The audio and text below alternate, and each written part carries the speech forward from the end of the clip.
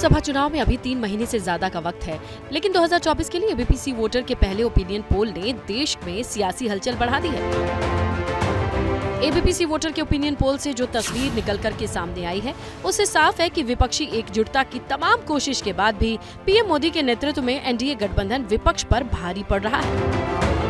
पहले 5 चुनाव राज्यों में 4 में हार और अब एबीपी वोटर के ओपिनियन पोल के नतीजों के बाद कांग्रेस नेता अपनी रणनीति में खामी की बात मानते दिख रहे हैं। कांग्रेस की चिंता उत्तर भारत के वो बड़े राज्य हैं जहां पार्टी की हालत खराब है। मध्य प्रदेश में पिछले चुनाव में कांग्रेस को महज 1 सीट मिली थी। हाल ही में हुए विधानसभा चुनाव में कांग्रेस यहां पूरी तरीके से हारी है।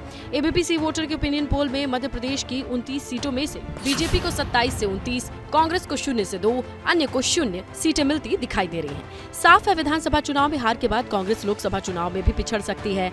अब कांग्रेस के दिग्गज कह रहे हैं कि मध्य प्रदेश में दूसरे दलों से गठबंधन नहीं करना कांग्रेस की गलती थी।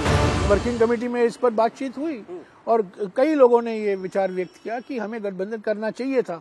हालांकि वो सीट मांग रहे थे 4, 5 या 6, हमें दिया जाना था, तो इस पर बातचीत हुई। कांग्रेस अब मान रही है कि अगर विधानसभा चुनाव में गठबंधन होता तो नतीजे बेहतर होते और इसका असर लोकसभा चुनाव पर भी दिखता। लेकिन समस्या सिर्फ मध्य प्रदेश तक नहीं है। उत्तर भारत के सबसे बड़े राज्य यूपी में भी एनडीए को एक तरफा जीत मिलती दिखाई दे रही है। एबीपी वोटर के ओपिनियन पोल में उत्तर प्रदेश की 80 लोकसभा सीटों में से एनडीए को 73 से 75, कांग्रेस प्लस एसपी को 4 से 6, बीएसपी को 0 से 2, अन्य को 0 सीटें मिलती दिख रही है। इस ओपिनियन पोल के बाद अब कांग्रेस नेता बीएसपी से विपक्ष के गठबंधन में शामिल होने की बात कह रहे हैं। हमारा जो समाजवादी और कांग्रेस का अलायंस जिस पे बातचीत चल रही है और जमीन पे बातचीत हो रही है, प्लस आपके सर्वे के बाद बहुजन समाजवादी पार्टी भी नए सिरे से सोचना शुरू करेगी। जो भी राजनीति करने वाला दल, किसी भी क्षेत्रीय हो राष्ट्रीय हो, अगर वो डॉक्टर बाबा साहब भीमराव अंबेडकर के संविधान को बचाना चाहता है, उनके मिशन को बचाना चाहता है, तो उसको इंडिया अलायंस का हिस्सा बनना पड़ेगा। बात सिर्फ इतनी नहीं है, बात चेहरे की भी है। एबीपी वोटर के ओपिनियन पोल में ईस्ट, वेस्ट,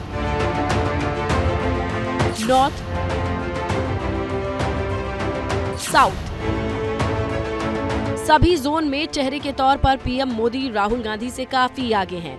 ऐसे में विपक्षी इंडिया गठबंधन एक बार फिर नीतीश को चेहरा बनाने की मांग करने लगा है। जेडीयू के नेता अब बतौर विपक्षी चेहरा नीतीश का नाम आगे बढ़ा रहे हैं। एक बार फिर नीतीश कुमार जी की जो सर्वश्रेष्ठता है वो स्थापित हुई है। पिछले लोकसभा चुनाव में भी हम 17 में से 16 लोकसभा सीट जीते थे।